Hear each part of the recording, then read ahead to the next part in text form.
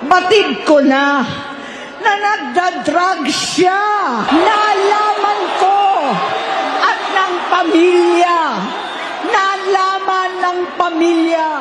Seryoso ito. Noong 2016, kasabay ng kampanya ni dating Pangulong Duterte laban sa droga, lumabas ang pangalan ni Bongbong sa listahan.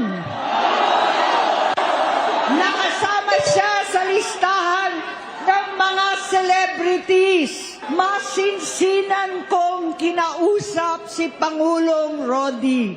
Halos manikluhod ako.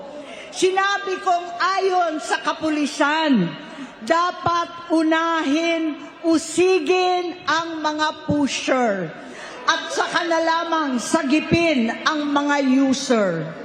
Naligtas si Bongbong.